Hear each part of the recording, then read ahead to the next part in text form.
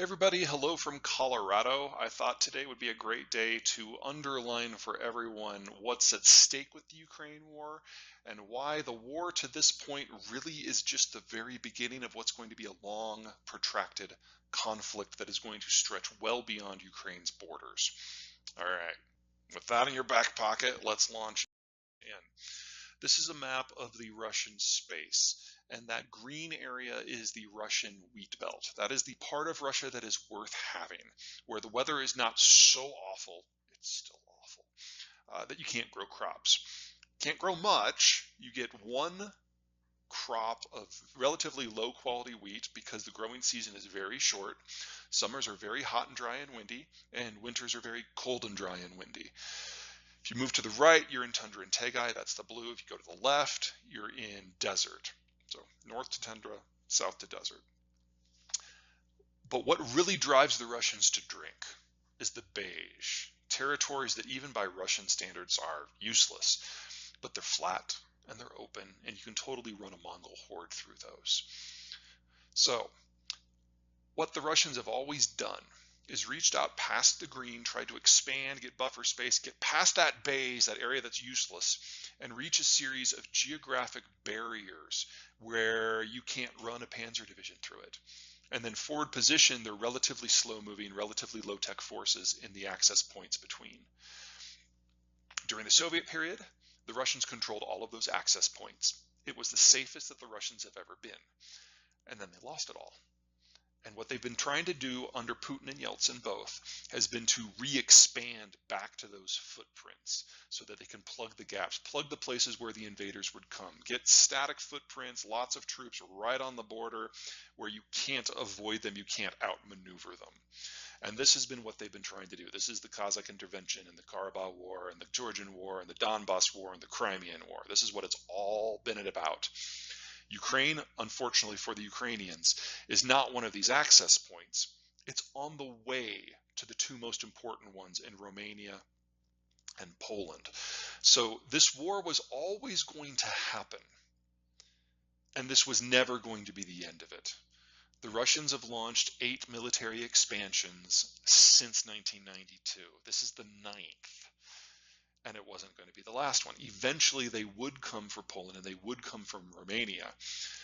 But we now know that the Russians are militarily incompetent at fighting a conventional war. So we know if they succeed in Ukraine and they reach the Polish border, they know that there will be a 1,000 to 1 casualty ratio if they face off against NATO forces. So we know that when they do eventually come, if they make it past Ukraine, they will use every tool that they have, and that includes nukes. The Russians feel that they are fighting for their existential existence, and because of their demographic collapse, they are. If they fail to capture Warsaw and northeastern Romania and the Balts, they will shrivel in an open zone, racked by internal disruptions and interfered with from outside powers, and over the next decade or 3, they will cease to exist as a functional country. Winning here is their only option. And since it's death or winning, every possible tool that they have will come into play, and that includes the nuclear question when it becomes their only option. If the Russians win in Ukraine, we will have a nuclear exchange. But if you're Ukrainian, obviously you have a different view on how this should go. What we're looking at here is an old industrial map of industrial assets in the former Soviet system. The box there indicates approximately the Ukrainian borders. And you'll notice that there's a whole cluster of these little industrial circles just beyond the Ukrainian space. Now, we know if the Russians win in Ukraine where they're coming, but think about what it means if the Ukrainians win, if they succeed in ejecting Russian forces from their entire territory. The Russians aren't going to stop.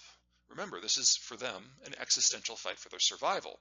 They will continue doing cross-border raids until they feel they have an advantage and they can make another try of it. So the only way that the Ukrainians can win and then live in peace afterwards is to disrupt logistics that prevent industrial plant in those circles from contributing to a war effort on the Ukrainian border zone.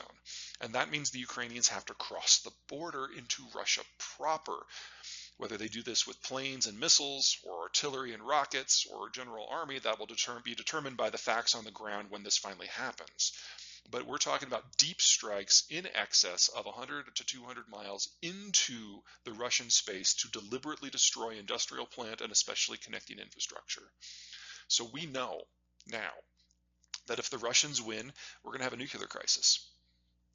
And if the Ukrainians win, it's the beginning of a long slog that will take years to resolve one way or the other, until either Ukraine loses the capacity to function or Russia loses the capacity to function. Russia's never backed down from a war without a series of mass casualty events that were so severe that they've lost the ability to maintain a military position at all. They fight until they can't, especially now, considering what is at stake. This is going to get a lot more intense before it gets resolved.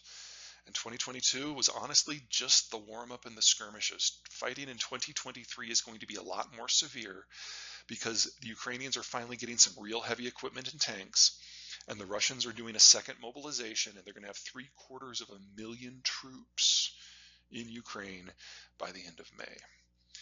The real war is only now starting.